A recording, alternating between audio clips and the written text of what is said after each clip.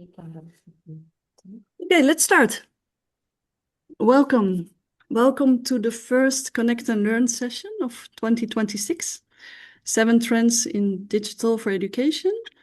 My name is Marije van Breda and I'm the Educate coordinator. And Educate is the Belgian platform for education and development.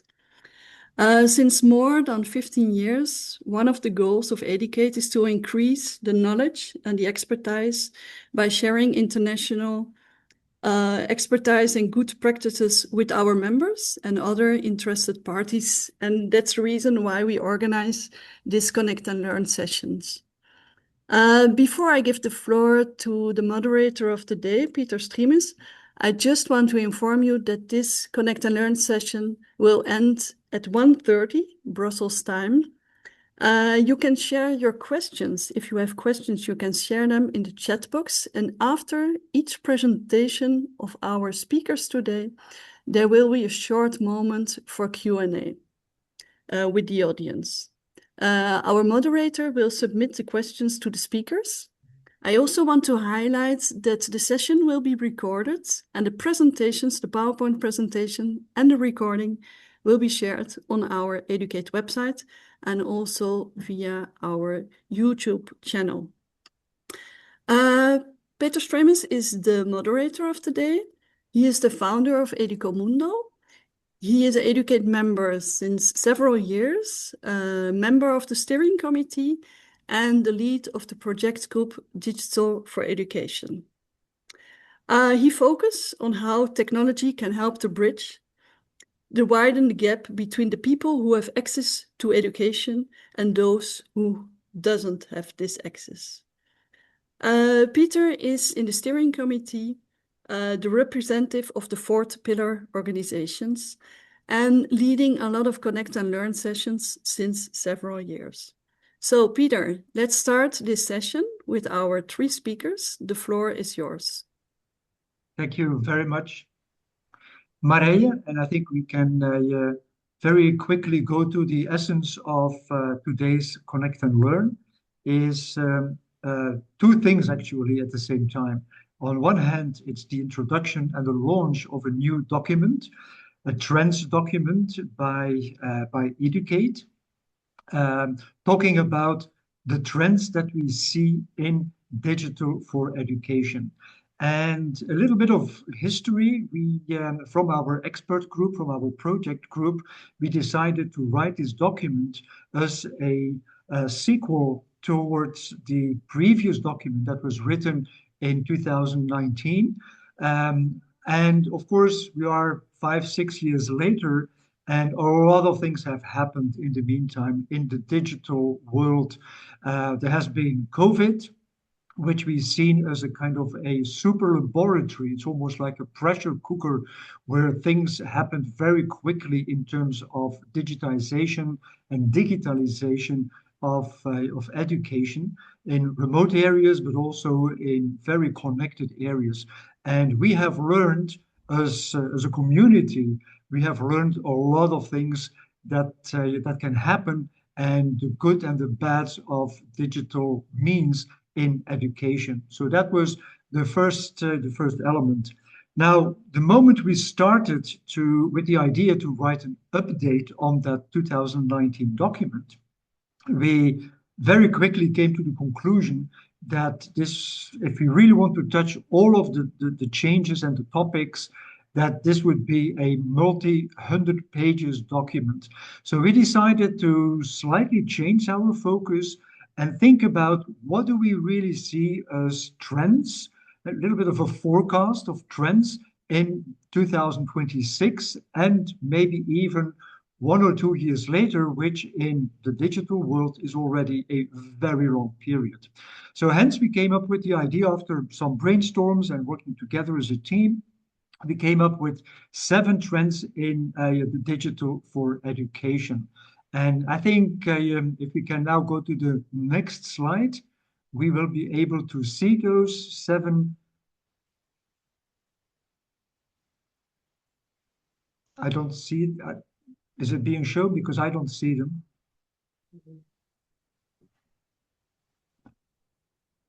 Yeah, It's there. Okay, now it's there.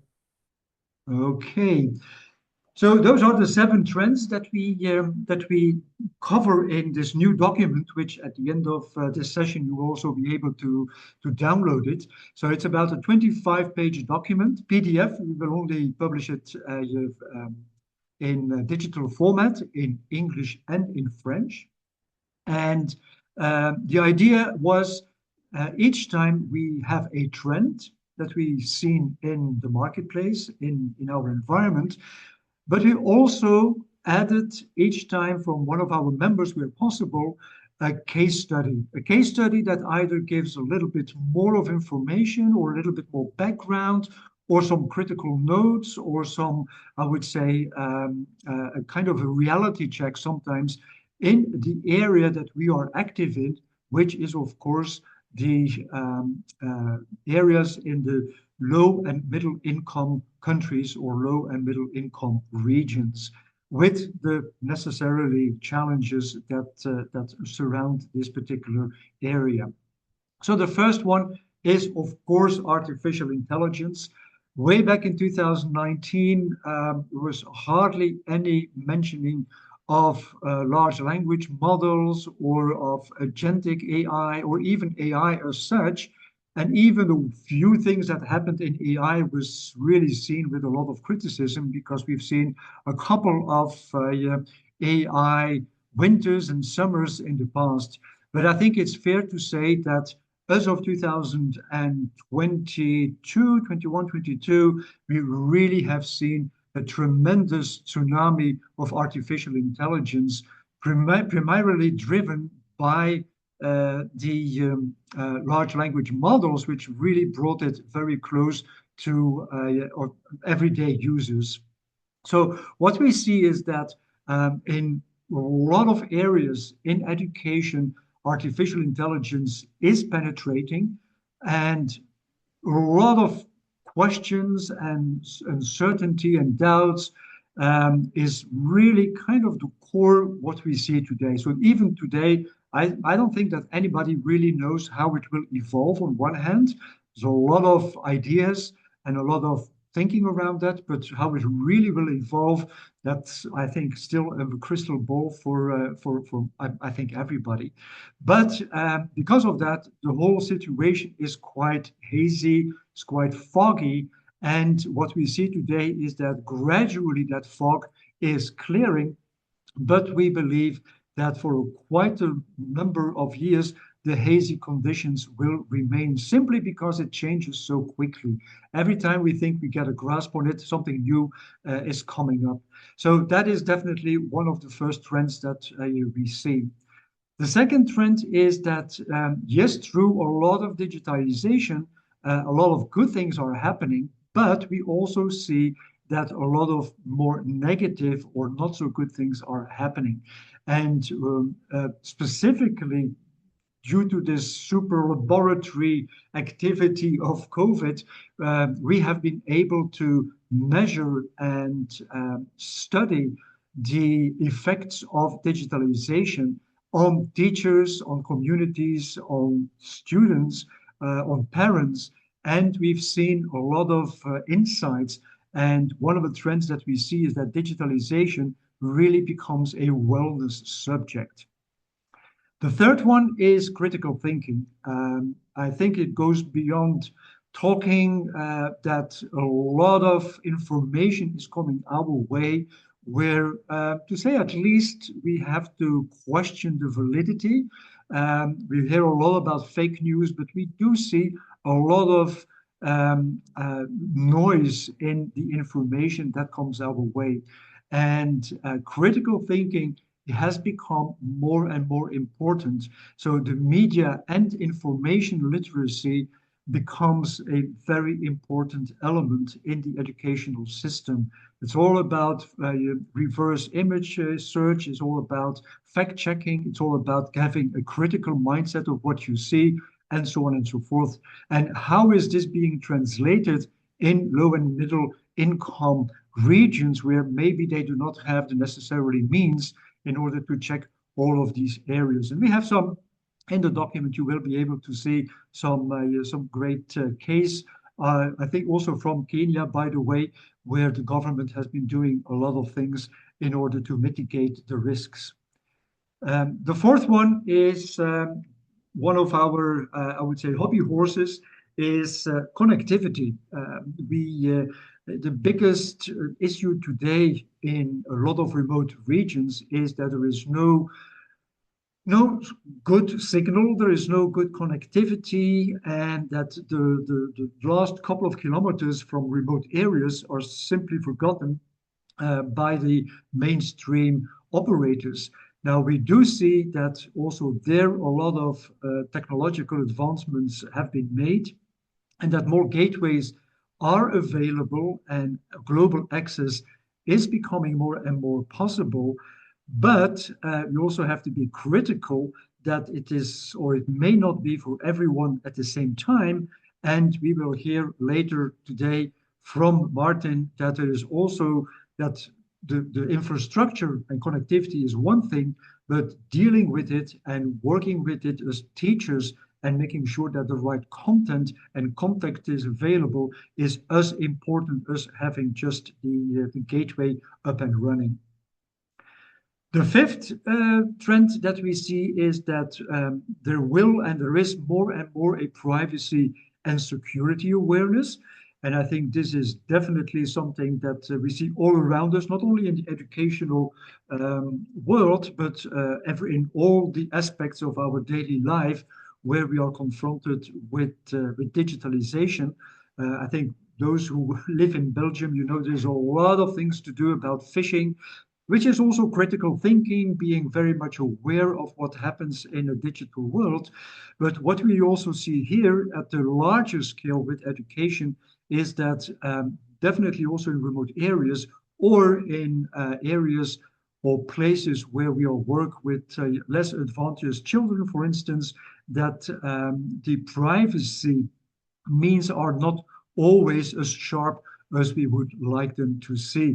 And there is definitely a certain hidden, not really hidden, but also very apparent issue in the future of that. So privacy and security and making sure that we are aware of those is very important. And you will see in the document that we have some really good fact-checking in itself by Mark from TDSO, the Teacher Development Support Organization in Cambodia, who is kind of balancing his own experience with what is happening really in the field in Cambodia and how does that relate to the trend. So very interesting case.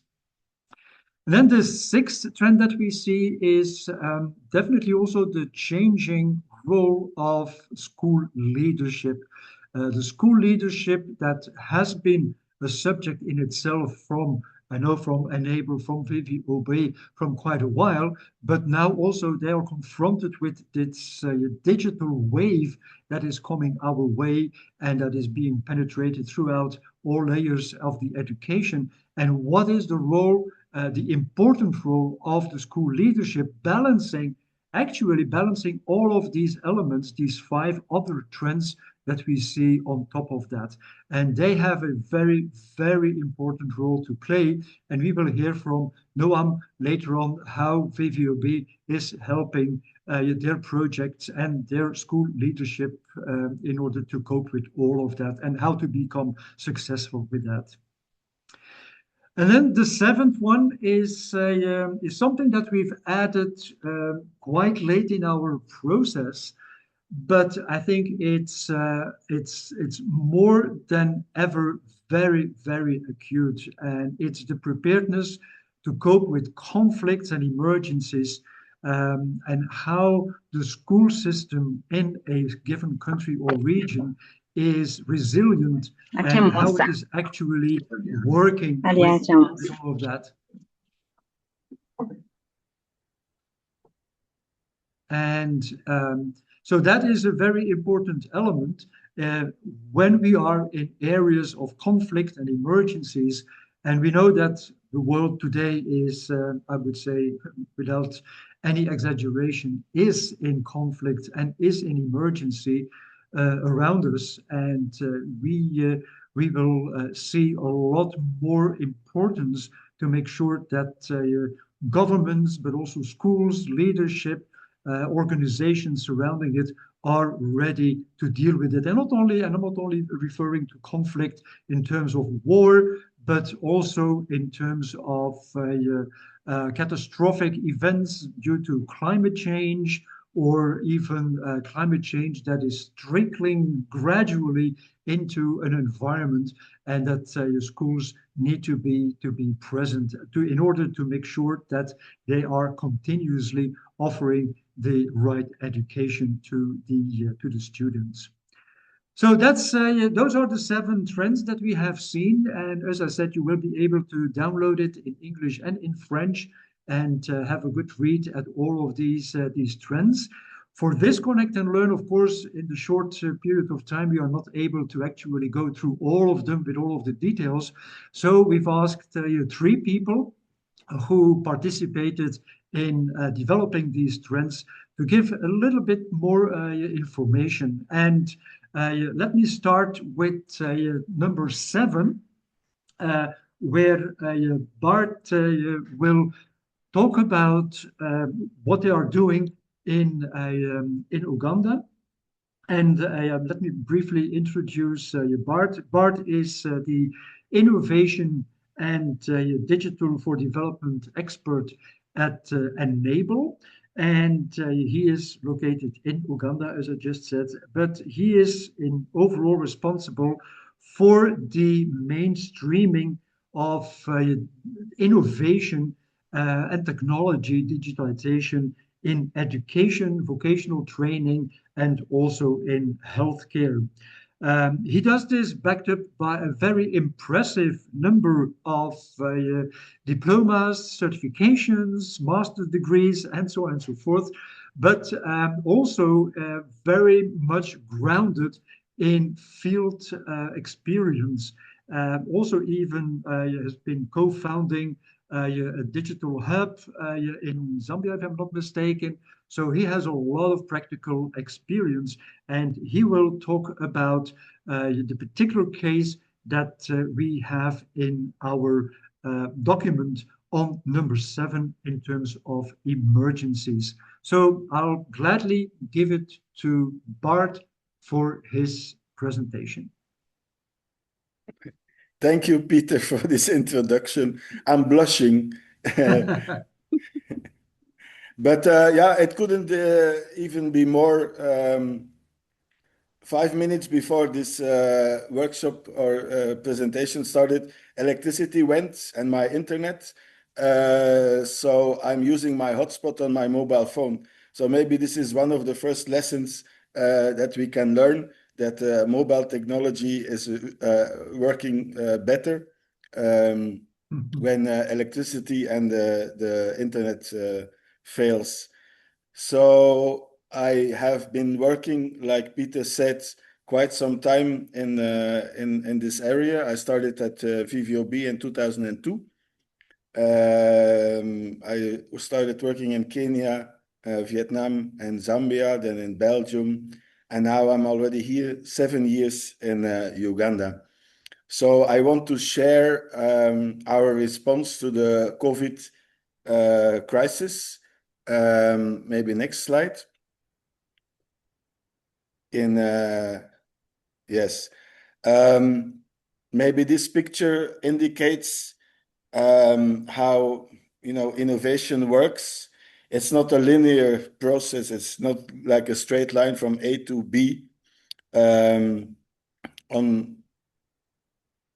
will put off my camera maybe. It's a process that has been quite complex and outside of the box thinking. We had to improvise. Some things work, some things don't work, and we build on that. So I think innovation is all about that. Next slide.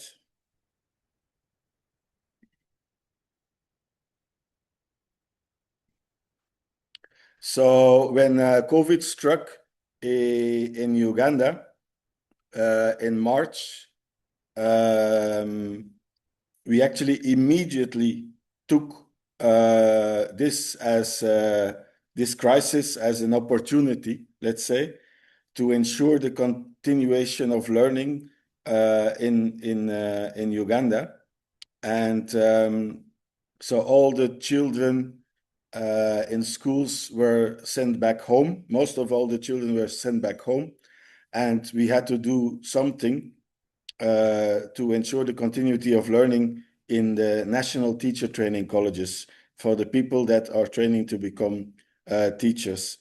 So as an organization, we had to, be very agile, very fast.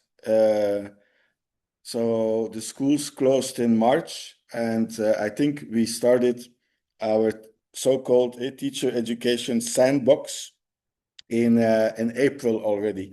So next slide. A sandbox, you know it very well, is where you put your children to play and to experiment. And that is actually what we did.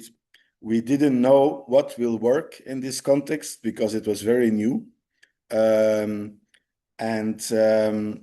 We tried different approaches, different tools, different services to see what will work to ensure the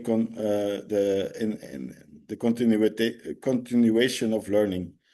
So we installed every week communities of practice online on Wednesdays for 2 hours, and we paid people data, 10,000 shilling, which is like €2 for data, so the teachers could learn about new tools. And it was in these communities of practice, 1 tool per community of practice.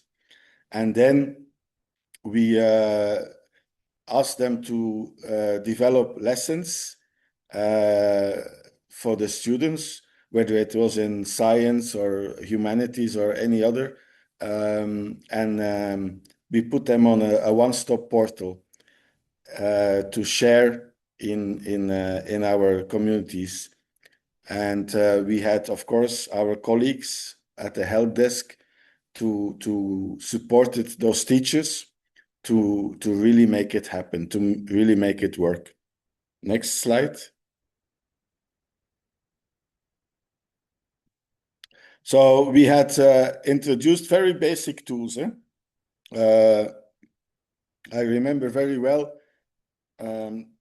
WhatsApp is probably one of the most popular tools in Africa. So we introduced them on how you could WhatsApp to actually use to share lessons, to even share quizzes, to interrogate people, to do tests. And so all these other tools, Powtoon to make videos, Google Classroom or Zoom, in those days was also very, very popular to make more interesting learning materials using Canva or PowerPoint or Google Classroom, because this is also a very important lesson. Some people like using WhatsApp, or some other people like using Google Classroom. Others prefer Zoom or PowerPoint. You see, you have to cater for all depending on their preferences. So we try to do that in the sandbox. Some, like I said in the beginning, some worked really well. Others didn't work well for some people. So it was an experiment, let's put it that way. Next slide.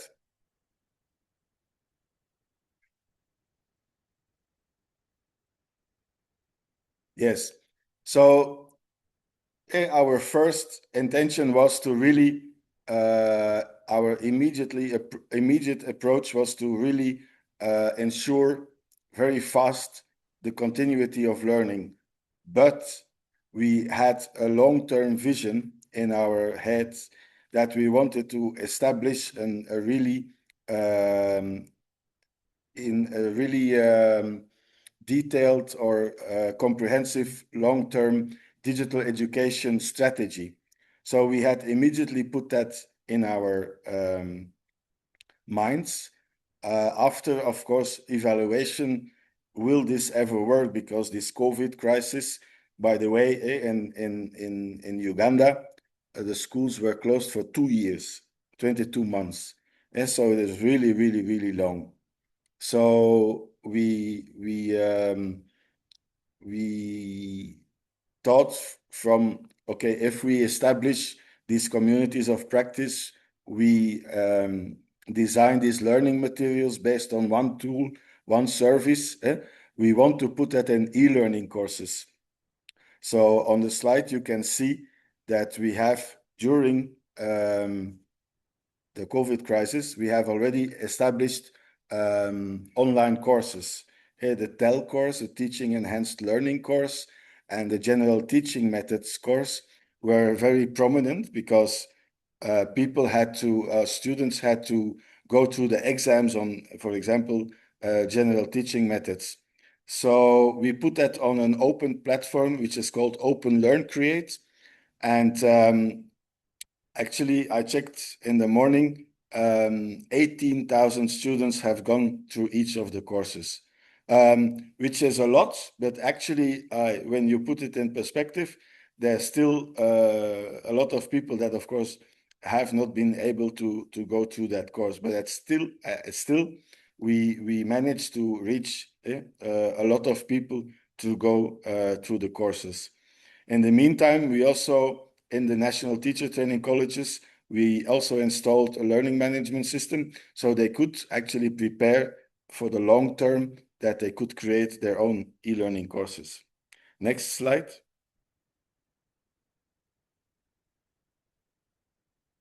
So at the end of year one, we did an evaluation and to see if it actually worked, our weekly communities of practice. Did people attend? And as you can see, 62% of students have actually accessed and benefited from our learning courses. So that is not a bad result at all. I think in Belgium even we could be asking the same questions if people have benefited from e-learning.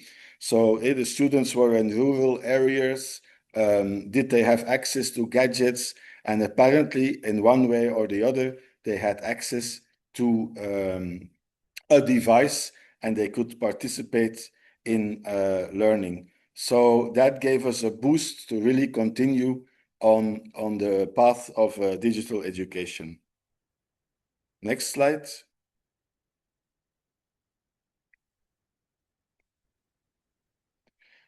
So we actually we started out in the first year with the National Teacher Training Colleges, and then in the second year, because we also work in vocational training institutes, in 7 vocational training institutes here in Uganda, we actually duplicated the sandbox for them, and it also worked, Within Enable, we also promoted what we were doing, and actually we got an award from E100 that this is a very scalable solution that can be duplicated in other countries.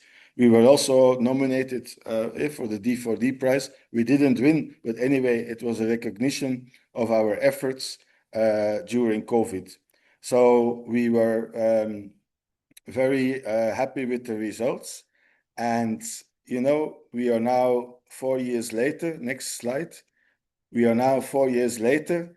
I think we learned from this experiment a lot, and we continue to upscaling this digital education efforts within vocational training, within secondary schools, within health centers, health training centers, because it has shown that it really works. One of the things that we have done is we established, for example, in the National Teacher Training College in Cairo, we established a digital hub. In vocational training institutes, we did the same. to establish small digital hubs. And we now have also a regional teacher initiative for Africa that is focusing on establishing digital hubs in secondary schools, but also providing them with mobile toolkits. So on the one hand, people can come, or teachers and students and the community can come to a hub to learn digital skills or about digital entrepreneurship, or even with the mobile toolkits, they can take the technology into the classroom to really integrate it in the classroom. So this is where we are at the moment. Next slide. Yeah. So we now have our own learning management system, a Moodle environment. It's ulearn.enable.be. So it's a protected environment where we offer e-learning courses to our beneficiaries. So I just took a screenshot here because Peter was talking about cybersecurity, and so we have a course on digital rights, for example. It's both available in French and in English as part of a project that was funded by the EU. So if somebody is interested, we can give you access, or we can duplicate that course onto your environment. We also, for example, have a business and human rights course. So we now have, I think, about 20 e-learning courses, value-based learning, pedagogical courses that are about to be launched here in Uganda. And why do we have this, our own learning management system, is because the government of Uganda has its own learning management system, which is also Moodle based. So once these courses are recognized, we can easily transform them to their platform, and then they will be scaled up nationwide. So this is why we actually set up our own learning management system. Next slide. So we not only have our own learning management system, we also use open platforms. Yeah, this is Open Learn Create, which is UK based, but it's free also. You can just easily sign in. So for some of these courses, I think this is better that you allow everyone to access these courses. And this course will be launched. It is being tested right now. This one will be launched in April. So we hope that the open access will enhance people's students and teachers' skills to integrate technology into education. So this is brand new. It's actually about to be launched. So if you're interested, it's on Open Learn Create, and you can access it for free. Next slide. So there's one slide that is missing, I think. Anyway, did you skip one? No. Okay, never mind.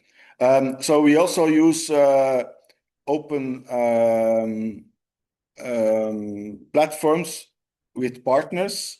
So it's and. I mean, it's not either this learning management system from Enable, but we also have the open platforms or platforms from other partners that we use to really give access or scale up our courses, or give access to people for our courses. Now, the latest thing is actually by my colleague Mites Geldemans. We added, next to the e-learning component, we added micro-learning. Micro-learning via chatbot on WhatsApp to have like snippets of learning via the very popular app called WhatsApp. So in rural areas, this works really well. Of course, it's not like deep learning through a full-fledged e-learning course, but at least it gives some or it whettens people appetite to start learning via WhatsApp. So this is also a very interesting development. And next slide. I think that this is this is the one that I wanted to say. Okay, so this is the one on digital entrepreneurship, which is on the platform from AfriLabs. So it's not ours, it's open, but it's on the partners website. So you can easily access that also on digital entrepreneurship. It has 15 modules on hard and soft skills, and especially in Uganda, soft skills are not part of the curriculum. So it's really, really an eye-opener for people to go through that course. These e-learning courses, we offer them in the various modes possible. We do it completely online, then we give people data. We do it hybrid, where we come together for 2 days, let's say, 40 people, give them access to devices, to internet, and then they go through the course and, they get certified. Ugandans are very eager to get the certificate, so it's like a competition. If within the 48 hours I get a certificate, they are really, really motivated. So next slide. So my bottom line of my presentation is like, it's not and or, are we going to use this service or this platform or this digital tool? I think it's and. So we all live in different contexts, whether it is rural or in Kampala or in cities. We all prefer different digital tools, so people can choose. So that is what we are trying to do here in Uganda. So and. Thank you very much. Thank you. I don't immediately see any particular questions in the chat. No, there's a but more general question from Alexis, the DG INTPA, yeah, about the collaboration between Educate Digital Project Group with the D4D Hub, where Enable is also very active. Team Europe joining forces is key for DG INTPA. Okay. Yeah. I mean, there are so many initiatives, and I think it's important, and to bring it all together. And I think it's your interest, it's our interest. So I don't know if it already have been discussed before. Yeah, but it's sure that's what Educate stands for. It's sharing good practices, sharing knowledge, and also create synergy and join forces. And I think within our project groups like Digital for Education or Climate Change Education or advocacy or gender and inclusion, we are working with our 50 member organizations just to join forces and share good practices. And already in 2024, we organized a big international conference on education and digitization.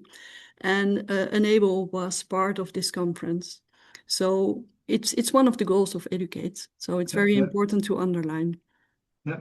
Thank And you. I think Alexis is definitely right that we have to explore all the possibilities that we can have and see. By the way, also Enable is part of the steering group of Educate, so represented by Pauline Jeboer-ten-Boer, with whom I've already been doing some activities together within the umbrella or under the umbrella of Enable. Enable. But I think we definitely can take it further, and there is a lot of opportunity to collaborate and to bring all the activities together. So I think it's a very good start this session, then to get more in contact and later on to see if we can set something up specifically in terms of collaboration. Yeah.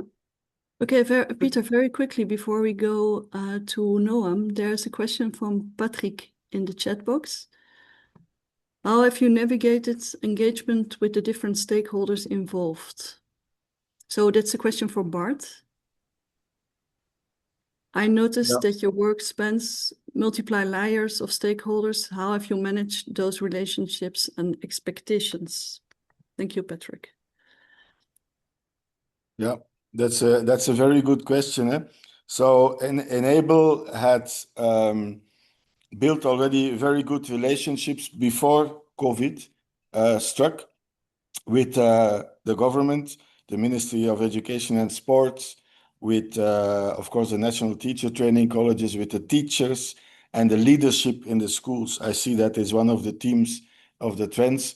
So I think that is very important to make this a success, that they all support you in what you are doing. So the foundations were already there before COVID.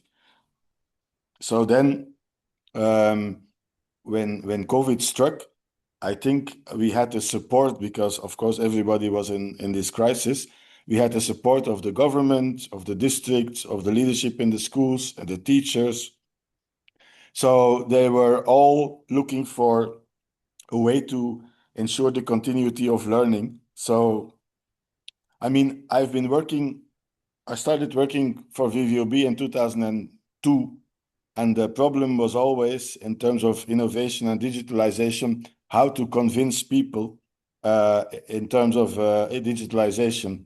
Now, with COVID, it was very, very clear that that was the only way to go.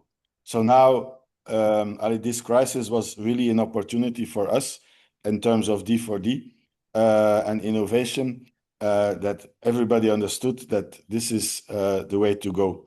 And since then, since COVID, my work has become easier, actually. Okay, thanks.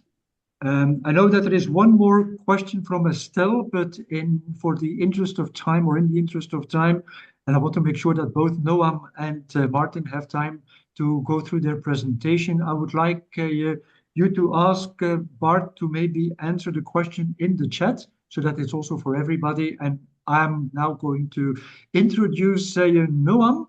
Our next speaker. Noam is from VVOB. He is the strategic education advisor located in Kenya, but he has been living and working extensively, focusing on the sub-Saharan Africa region.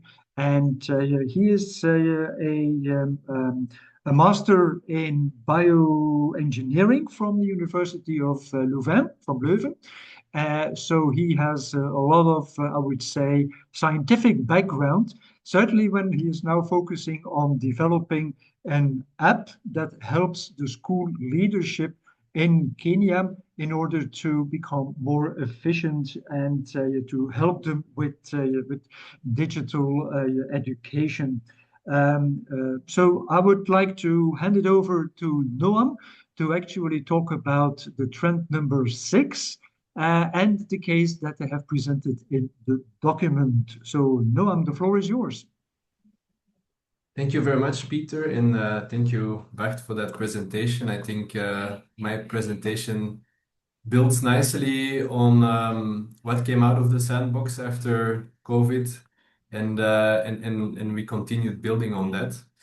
So yeah, good afternoon from Nairobi, or good morning or good evening, wherever you are. I would like to talk about the role of school leaders, as Peter has said, in the context of these constant education system reforms, and also in the context of increased demands by rapid changing societies like ICT integration.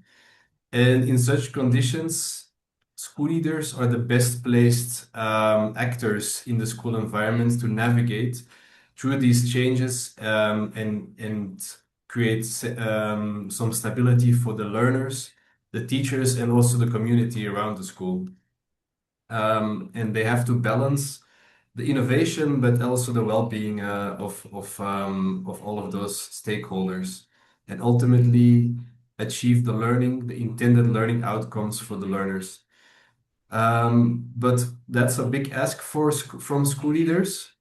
And to do that, school leaders need professional development opportunities to be empowered to take that role and to strengthen their leadership competencies. So VVB started a program in 2022 in collaboration with the Ministry of Education in Kenya to do exactly that, to develop or to strengthen professional development opportunities for school leaders. And in the context of Kenya, to effectively implement curriculum reforms that were ongoing at the time and that are still ongoing because it's being implemented gradually. So the new competency-based curriculum at the time was at the level of junior schools, and it really required a complete shift from in teaching, but also there were new elements in the curriculum like ICT integration as well. And mostly, of course, teachers were targeted in terms of professional development or training by the government at a very large scale. And because of the large scale, it had to be very condensed into very information dense sessions that were held in person. So it ended up more as sensibilization or sensitization sessions on what competency-based curriculum means. But it didn't really strengthen their competencies of teachers to actually implement it in the classrooms. So in order to have a more sustained professional development for teachers, we identified school leaders as a key stakeholder to offer that environment of continuous learning in the schools for teachers. And therefore, they also needed to be targeted in that way. Also, the school leaders were not really targeted in that role by the government, so it was perfectly complementary to have this program. And VVOB, of course, works with the Ministry of Education, but also through the institutes of the government. So specifically, this program is implemented together with the Kenya Education Management Institute, KEMI. And KEMI also during COVID had to come up with alternative ways of doing their trainings, and they also came out of that sandbox with a learning management system, also using Moodle, an open source online platform that you can use to develop online trainings. So we leveraged those existing technologies that were already there at government institutes, and we involved other government stakeholders as well, like the Kenyan Institute for Curriculum Development, the employer of the teachers, the Teacher Service Commission. So it was really it's really a multi-stakeholder effort. And to address this issue of spending enough time with school leaders so that they can really develop competencies, we wanted to together implement an innovative delivery method to really have the opportunity to strengthen the competencies of school leaders. The program was named Increase, and at the beginning of this program, we did a training needs assessment, the TNA, and we clearly identified a few gaps. I already mentioned the development opportunities for the school leaders, but also school leaders expressed that they felt a gap in their capacity in terms of knowledge of the new competency-based curriculum, but also their confidence in supporting their teachers, to using ICT, and to organize professional development, continuous professional development in their schools. So, and another thing we also assessed in that training needs assessment was very interesting also to see in Bart's presentation. There was an infographic with which devices were used to access the online learning.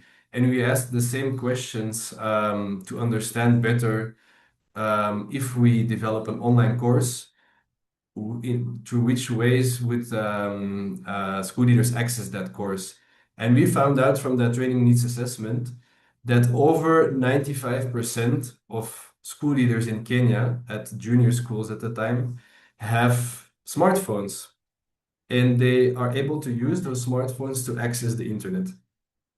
On the other hand, they less than half had laptops, and they were also not using the people who had the laptops. Even smaller percentage was using the laptops to access the internet. So we knew from the beginning, if we develop something, it needs to be mobile first, because that will be the way school leaders will access online learning. And I saw that in Bart's presentation, also mobile was the main, the biggest percentage of device used to access online learning. But we also know from the DNA that if we are purely online, that also has limitations, not in the least, even though if they are smartphones, technical limitations, but also engagement, motivation, and retention limitations. I'm sure if you have taken, if you have been part of an online learning course that was 100% online, it's not easy to stay motivated, and probably some of us have dropped out before completing. So that's a big risk of going fully online. So we introduced blended learning, meaning you blend online learning, but you also leverage on in-person or synchronous learning, where you still have moments together with your peers. And yeah, that was also estimated as a more cost-effective approach to have a longer trajectory of learning. And that would then lead to competency-based strengthened curriculum implementation. So yeah, one thing also that was mentioned in the previous presentation that's also interesting is the curriculum. This competency-based curriculum has specific subject defined competencies, but also more broader core competencies like critical thinking, communication, collaboration, and ICT integration. So also ICT integration is an important part of the new curriculum. So school leaders needed to also be able to really understand and walk the talk, basically, and also adopt these competencies. So to know which type of blend works well, so how much in-person, how much online learning, we worked with 3 pilot cohorts that were implemented between 2022 and 2025 across Kenya, so that we have a representative sample of school leaders. And also to test the ability to scale this intervention, because we want to know that this works for all school leaders that want to take this course. So we managed to target over 1,000 school leaders that went through a course that was dubbed Effective School Leadership for junior schools. And one key element of this course was the transformation of school leaders from being administrators to more instructional or transformational school leaders. I'll go into a bit more detail what that means to be a transformational school leader, but it's going and that's a big ask, because they have to take that role as well of an administrator, which means more on the administrative side of the job, going to a more a leader that can lead the curriculum implementation, but also create an environment of professional development, introducing innovation in a school, but still balancing well-being. So on the map on the right, you can see a map of Kenya and the different cohorts where where school leaders went through the course. And when I say we, I mean VVOB in collaboration with KEMI, the Kenyan Education Management Institute. So now that was a bit of background of what we where we observed now this trend in school leadership. As I mentioned, going from administrators to cultural architects. That's a big word, but meaning that they take more of a visionary vision building role, and and going away from the more managing role where they basically, for example, have to also which also needs to be done, but managing the amounts of beans that are being bought for the school every week or something like that, and they need to take up that role as well to make sure that they navigate the school through these changes, basically the curriculum changes, but at the same time there are many other societal changes that also require that type of leadership. So in the course that we introduced, we have targeted those soft skills of school leaders, but also ICT integration and also practically resource management for schools. And so the shift from integrating ICT, understanding it as just buying tablets or having devices, to more of a transformative mindset, what we call digital mindset, where it's about proactivity. How can actually digital tools be used for pedagogy, for actually how does it fit in? So going from a tool for a tool mindset to really like how can this tool be used to a certain end. And to create this kind of environment in the school, it requires emotional intelligence from school leaders. So one of the areas in the course was also teacher welfare. So how can you create this safe environment for teachers to take risks, to experiment with tools, and at the same time build trust as a school leader. And in the previous presentation, agility was also mentioned. So as a school leader in these times, remaining agile in the face of this rapid technological change is important. So two models that are being used in the course is distributed leadership, where the school leader is not expected to apply a top-down approach, but rather to create a community of practice, empowering teachers to also take up their role in leading these changes. So the burden is also shared between the school leader in how to integrate all of these new technologies and integrate these new competency-based pedagogies in the classroom. And also another model that we use is transformational leadership, where as a school leader, you are this cultural architect where you inspire, where you create a shared vision, and where you challenge your teachers rather than to just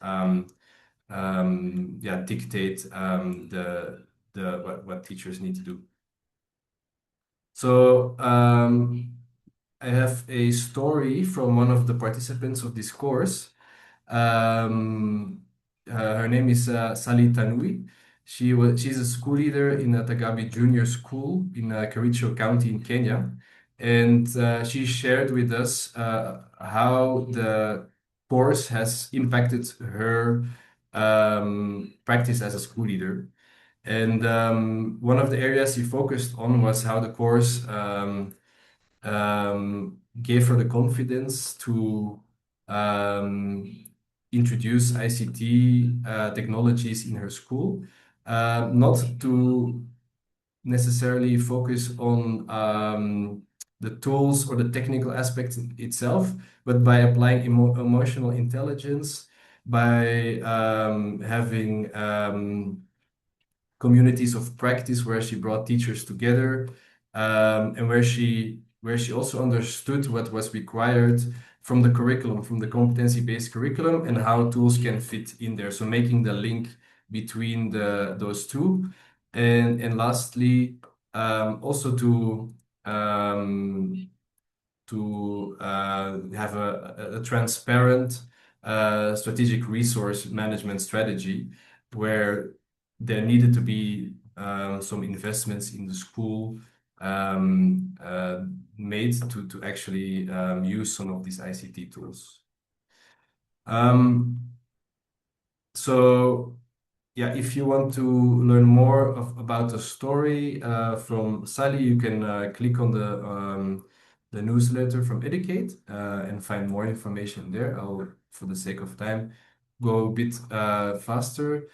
But one key lesson from this story is that EdTech integration or ICT integration or technical innovation in a school is 90% people-based and 10% tech-based.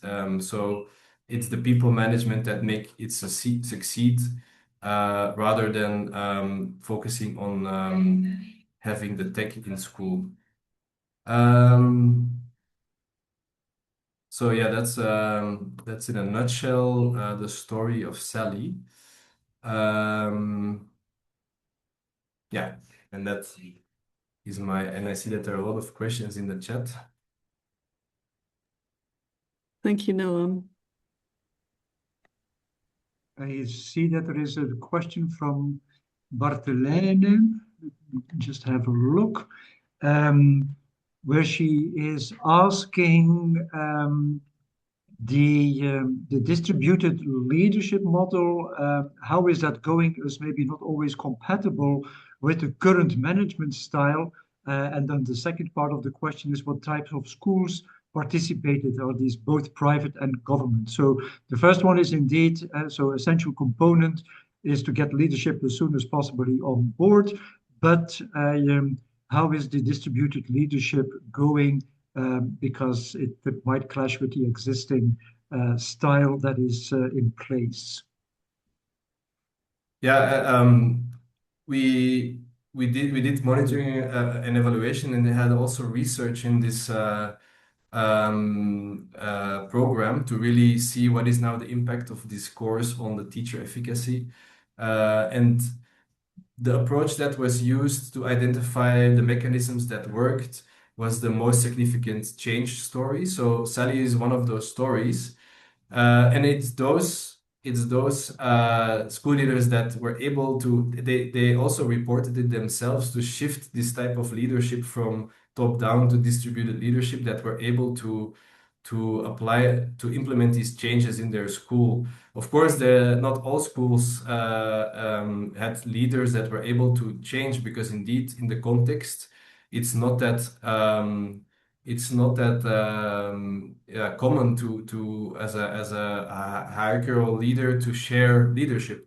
So it's something that not all school leaders were able to do, but we saw that for those who were able to do it, it led to really success.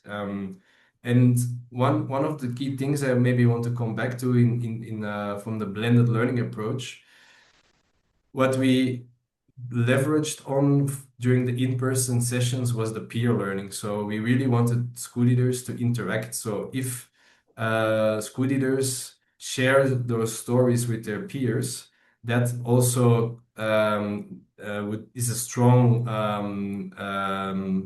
motivator for school leaders to change their practice. They will not necessarily change their practice if they see it from an online course, but they might change their practice if they hear it from a peer. And that's why this blended approach is so important. And we need to make sure that we still have this peer learning or these opportunities to ask questions and practice combined with the more cognitive type of learning that you can do online. So that was yeah, what we did in this course. Okay, good. I know that there might be some other questions, but in the interest of time, I think I want to go and move and introduce our next speaker. So if you have a question that you may want to ask later on, please put them in the chat. We will be monitoring the chat for a while so that we can still answer, or that you, Bart, or other people can jump in. But now I want to introduce our last speaker, Martin. Martin is somebody who has been with us for a very long time in our expert group, in our project group. Martin is an IT engineer as a background. He has a special interest, as we all know, in technology for development, technology for education, innovation, and through that he is supporting quite a number of digital transformation projects both in Europe and in Africa. Always liked Martin's very pragmatic approach in his project that he has. He is working on a very pragmatic, very implementationable, I'm not sure whether that is good English, but I think you understand what I mean, solutions. And you're really also training systems in collaboration with other partners in Europe and in Africa, but always with a very specific focus on the actual context. And that is what he's going to talk about with trend number 5. And he has been the editor of trend number 5 and also of the case study in terms of access through low orbit satellite systems, and how that can work, but also what are the things that need to be in place surrounding that technological access. So I would like to hand it over to Martin from Impala Bridge. So, hello, Peter. Hello, everyone. Do you hear me? Yes. Yeah.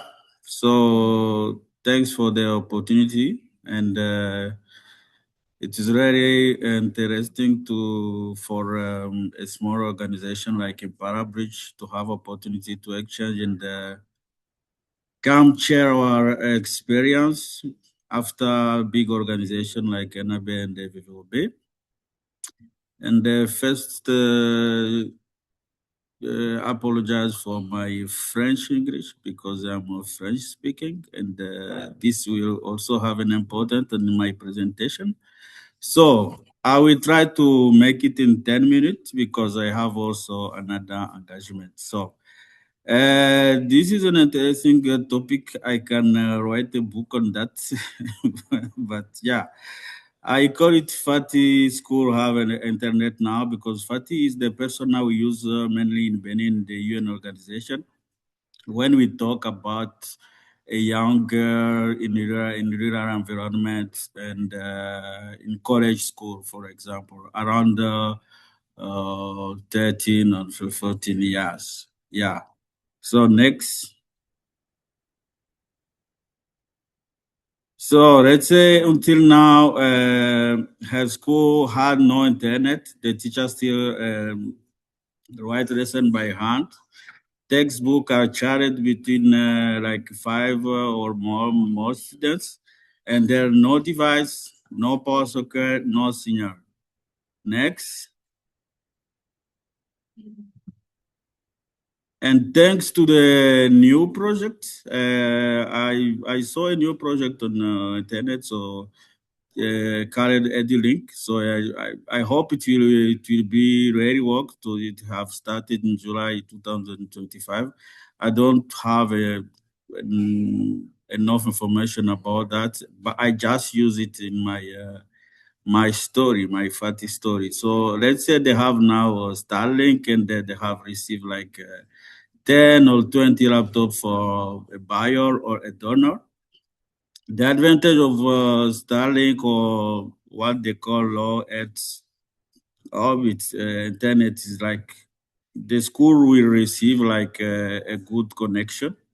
And in the project, I see that they can have even some data like 3 TB. It is concrete and it is like plug and play, so they can directly connect to the internet. We don't have like heavy infrastructure. Next. So the internet arrived, but the power didn't. This was the case with with the previous guy. This is something people forget. In Africa, many rural area, there are many schools have no electricity, and we don't electricity. You can't do anything with internet and your laptop. You have solar solution, but solar solution have a cost.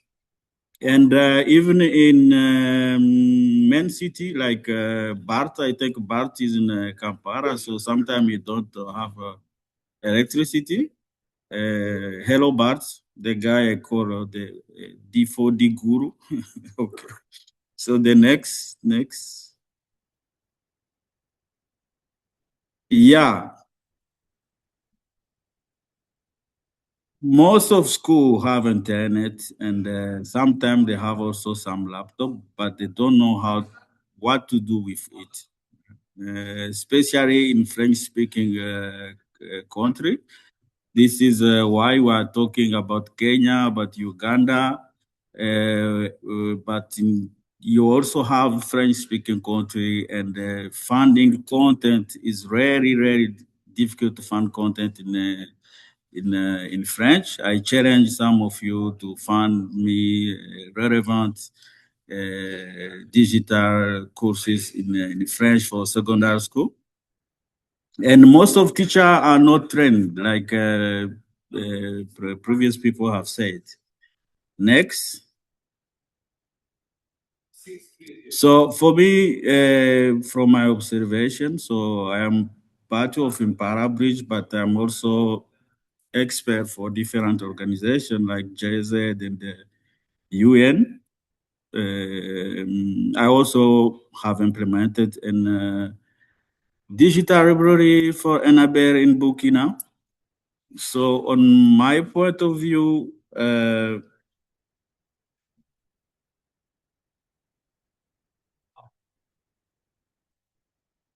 you hear me? Yes, we do. Okay. On my point of view, we have like five rare barriers on digital inclusion. Electricity, like I say, content, because most of content in French-speaking country are in English, and the teacher can't translate them. And even if you have a content, it have to be aligned with the curricula. And you have also a gap between school. That means if you have connectivity have a cost. So you will always have those private school in main city who have internet, and they have everything to do with digital education. And when you bring a new technology like a Starlink, those schools will be the first to buy it, and you will like increase the gap. Another subject everyone know is the human capacity. Teacher have to be trained on how to use digital in education. Next. The 5-1, sorry. The 5-1, I didn't put it because it's so big. Is the lack of the national plan. Even if you give a laptop and everything you want to a teacher, he don't know how to use it versus the curricula. If he can't teach with the laptop, is it possible to train students with the laptop? How will be the national exam if you train students with laptop and the other not? There is most of time a lack of national plan and the guide on how to use those equipment in school. Yeah, this is an example of all those barriers on example of project on which we work versus those barriers. So Like I was saying, we have implemented a digital library in Burkina, and you can see everything is about server, about laptop. If you have no electricity, you can run those equipment. We have tried to have locally content, but even with local content, you need electricity. About the content is really important for us to don't recreate the rules, the role. So we bring content from Belgium, and thanks to EduLab, which is a Wallon organization which train teacher in Wallonia, we put all the content, open content on a server, and we share it in school in Burkina. This is a way also to work, and we really want to connect people, connecting teacher from Africa and teacher from Belgium. Next. About the content, I was at school. I finished my secondary school in Africa before to come in Europe. So this is how look like a content in Africa. I keep it.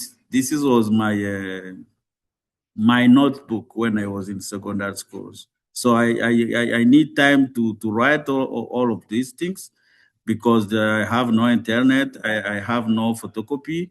So this take time in plus of just learning. And we have tried to work with UN 3 years ago to see how we can, for example, using augmented reality to create biologic and other content.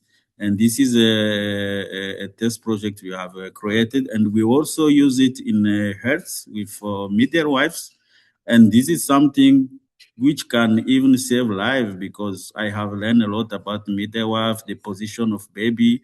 In school of midwife, they don't have a way to see 3D on how the baby is in 3D when during the birth. So this is a kind of use case where you can use like virtual reality, augmented reality to improve education. Next. This is just to show you a code club in Benin, in Parakou. One, he is like a Zoom session where when you have Belgian teacher exchanging with locally teacher, and those things are funny because every 5 minutes you have internet going, electricity going, and you have to deal with those situations. And the dollars, it is very funny and really, and a way to learn, another way to learn, another way to connect people in conviviality, if I can say it in bad English.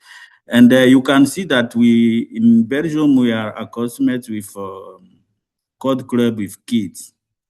In Africa, we start with kids, and we give interest to teacher, because if they can't practice their digital learning in a curriculum, they have to have an area to do it. So for us, by waiting that the official national plan in education, the solution is to have like a teacher code club where you can show them different technology and get them familiar with technology to be ready when the official plan will coming. So it's funny to see that the teacher can pitch, and students also have to pitch. And yeah, and for people who know Africa, it's not easy for a teacher to to pitch in front of students, you know. So next.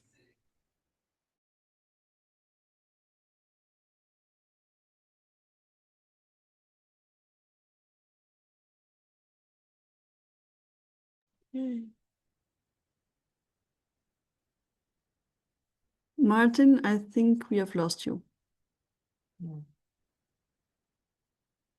Is this the last slides or one of the last slides? One last slide. Yeah. Okay, Martin, you're still with us? Okay. I'm afraid Martin is Yeah. frozen. Yeah, he's frozen. But this image is also in the publication Yes. and is part of the PowerPoint that we will share by email and that we will share on our websites. Peter, we are running out of time, so Yes, people we are are. leaving. Just slightly, yes. But Yes, yeah, but unfortunately now Hello. with Martin. Hello, Martin. Okay. Yeah. We were Oh, just he's talking back. about this is one of the last slides now because people have to leave. Okay, We are running out of it time, is but one of the last the last okay, but slide. So go it's ahead. just the benefits and the risk to have a connection like Starlink, Yeah. because you are not the owner of the content and the owner of the connection, and they can be cut at anytime. So next. Yeah, this is a summary of what I was talking about, how we try to connect teacher between Africa and Europe, how we try to have existing content in French in Europe and bring them to Africa, how we try to advise government and school principal. And I want also to give a remark, because most of people talk about mobile. For your information, in French-speaking country, mobile is forbidden in school. So sometimes people talk about the penetration rate of mobile, but there is no way to use mobile in school in Benin or in Burkina. It is forbidden, and if a teacher found you with an iPhone, he will just destruct it. You will not see it again. So okay. Okay, so let's see. This is my experience and what I can share about connectivity. Yeah, sorry to be long. No. As always, You're the not loud. topic is so interesting that people are very passionate about what they are doing, and yeah, I would like to thank everybody. One last comment from my side before I hand it back over to Marije for the final wrap. Marije did put the link to the publication in the chat, and so you can download it. And of course, I know everybody will be rushing to download it so that the servers of Educate will crash because everybody wants to download it. So thanks everybody for there. And if you have any questions, you can always contact me or Marije or Educate in order to get further information. So for the final wrap up, I'll hand it back over to you, Marije. Thank you, Peter. I just want to thank the project group Digital for Education for the publication and the speakers of today, Bart, Noam, and Martin, and of course, Peter, for the interventions and the moderation. I just want to remind also that we are preparing the international conference of 2026 that will take place on the 28th of the month of May. In Brussels at the Enable Conference Center, and the topic this year is education and stability. So I think it's really an interesting topic where we are also talking about digitization when we are talking about stability, because the right to education in armed conflicts is going together with access and digitization. So I will be happy to meet you again.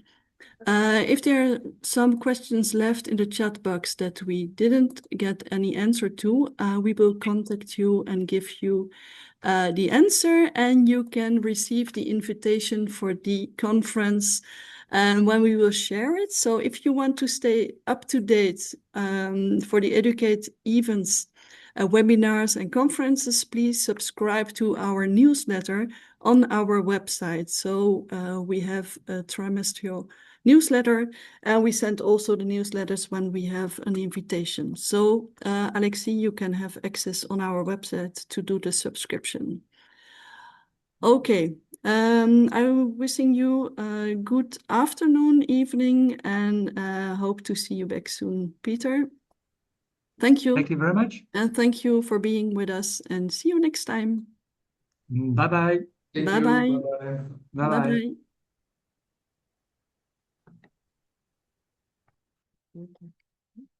bye.